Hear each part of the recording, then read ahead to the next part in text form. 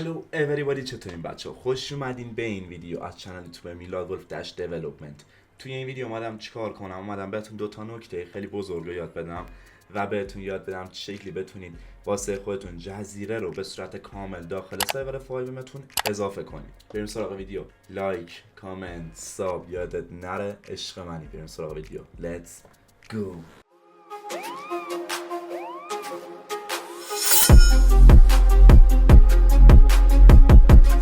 بچه ها، ما الان توی سرور فایویم کیوبیکور هم هست، یعنی هیچ فرقی نمیکنه کاری که دارم بهتون یاد میدم. ما اینجا میبینیم که خب هیچ مپ جزیره ای نیست. برای اینکه متوجه باشید میام و یه تی پی ام میکنم روی قسمت مپی که داره. میام اینجا تی پی ام میکنم و خب قانونا باید پشت این کشتیه باشه که اونجا قرار داره. میام اینجا نگاه میندازم، خب هیچی ما نداریم عملا. باید چی کار کنیم؟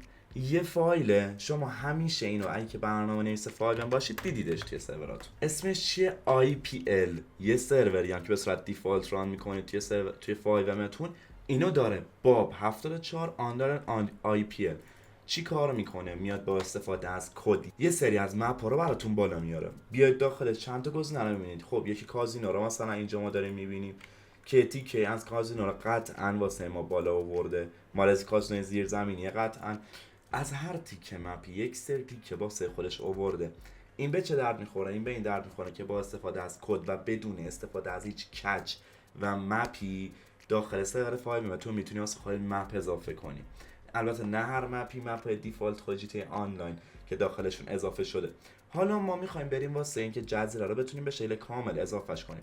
اسم جزیره چیه؟ اسم جزیره هم کایو پریکو که اینو اگه شما برید داخل خود GTA هم میتونید پیداش کنید. وقتی که میاید اینو سرچش میکنید یه IPL ریسورس داره. شما وقتی که بیاید اینو بازش کنید خب میاد داخل نوشته‌هاشم. حالا من از قبل دانلود شده داشتم. میاد داخل نوشته‌هاش خیلی هاشون زدن که میاد اینی که اینجا به صورت کامل دانلودش میکنید. حالا من دو تا راه دارم. یک که بخوام بیام با این سورس باب 74 IPL که اینجا دارم یکیش کنم، یا میام جداگونه درستش میکنم. میام جداگونه منو مینزمش اینجا، اسمش هم یه کپی میکنم طبق معمول توی server.crg من اسمش رو پیستش میکنم که واسه خودش استارت بشه قبل از چی شدن، قبل از اومدن داخل سرور. حال درباره گزینه‌های مختلفش تیکه باید بهتون میگم راحت. اینم میام اینجا استارتش میکنم، میام سرور آروم ریستش میکنم که اتونم ببینم اصلا اومده این داخل سرورم یا خیر. میام داخل اینجا قسمت همون TX ادمین خودم روی قسمت ریست سرور میزنم برم ببینم چیه داستانه. الان من اینو اومدم اضافهش کردم. این یعنی چه؟ الان من وقتی که اومدم اینو اضافهش کردم اینجا رو اگه ببینید ما یه مپ خود چیزو داریم. میام الان من اینو کلیپش میکنم میرم سمت این مپ. ما با استفاده از چند تا تیکه کد تونستیم خیلی راحت این مپ واسه خودمون اضافه کنیم. میام اینجا الان من رسیدم صاف به مپ. حالا هر چقدر که این مپ واسه خودش باگ داشته باشه شما میتونی بری این باگ رو واسه خودت رفع کنی. هیچ اشکالی هم نداره. الان واسه اینکه ببینم درسته یا نه یه نوع کلیپو درش میارم میبینی که درسته و مپ خود اصلیه GTA. حالا به طور مثال الان من اگه بیام اینجا مینی مپش رو بخوام ببینم، خب میام خب مینی مپش این شکلیه دیگه. میام چیکار میکنم؟ میام داخل اینترنت واسه خودم نوشتم کایو، همه اینا لینکش رو توی دیسکریپشن براتون گذاشتم. کایو پریکو 5 یه دونه پستال مپ به مینی مپی که شما این بالا میتونی ببینی، از اینجا میتونی ببینی به این مپی که اینجا هست بهش میگن پستال مپ. یعنی چه؟ یعنی اینکه این میاد مپ شما رو برات رنگی میکنه. حالا هر قسمت که داشته باشی اینجا زده که حتی کایو پریکو رو میام برات رنگی میکنم. انواع مدلاش یعنی حالا اگه که من بیام اینجا سرچ کنم پستال مپ 5 انواع مپ هایی که من میتونم ببینم همه رو از واسه من میاره بالا. چین مدل که یکم باجا زیاد تره، چین مدل که یکم حداقل چیزه یکم سه بودی تره، چین مدل همه اینا رو تیکت که واسه من میاره. یا حتی این مدلی که کامل من کد گذاری شده کل مپ. که اینجا من چند تا تیکه دارم توی این سورس. چی میگه بهم که یک که برو کایو پریکو رو دانلود کن، دو هم این که برو یه گزینه هست مال اینه که اون پایین میاد صفحهش که بهت میگه کدوم منطقه از مپی، سه هم این که بیا برو مپ عادیشو دانلود کن. مپ عادیش میشه توی این لینک که تو دیسکریپشن براتون من میذارم. میای اینجا زای دانلود هیر، میای پایین. وقتی که میای پایین خب یه ریلز جدید ازش گذاشته، یه ریلز جدید که اینجا وقتی روش میزنی روی قسمت دانلود میزنی کامل میاد برات اینو دانلود میکنه. یه لینک دانلود کامل برات آورده.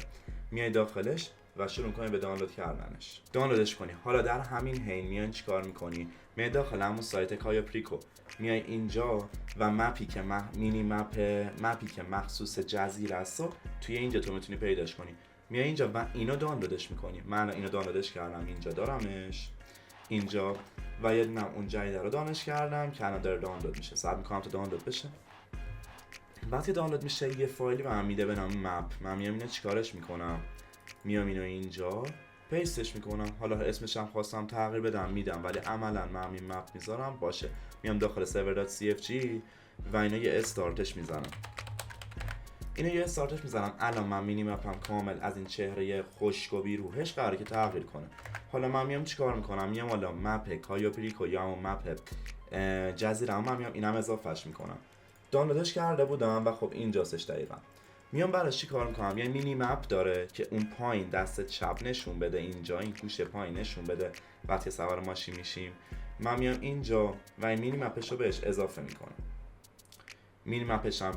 میکنم. دوباره یه استارت ازش میگیرم و اینجا استارتش رو میزنم. استارتش که من میزنم میام سراغ بقیه گزینه‌اش. چند تا گزینه دیگه هم اینجا داره. 2 تا گزینه مختلف هم داره.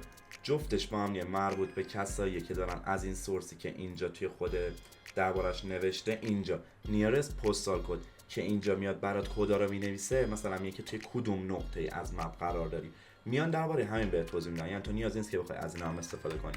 من یه کویت میزنم، یه سرور ریستش میدم ببینیم چی شده و بریم سراغ ادامه کار.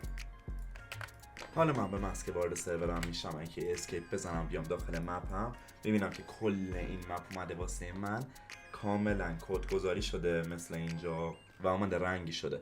این هم مال این بود که چطوری بتونید راحت یه مپ رنگی واسه خودتون بسازید و آپگریدش کنید. لایک، کامنت، ساب، هر چی ایده هم داشتی تو دیسکریپشن تو کامنت ها بنویس، حتما میبینم و ویدیوشو میگیرم. یاد نره عشق منی. Let's go. Hey, what's up blood, what's up B چش دافه سب سره واسابی پول خلاف کردم 2 تا لاماری 2 سال زندگی میکردم تو استانبول قاچاقی رپ هم شده برات چبی DMT خالص اومدم بالا تکی الان تیم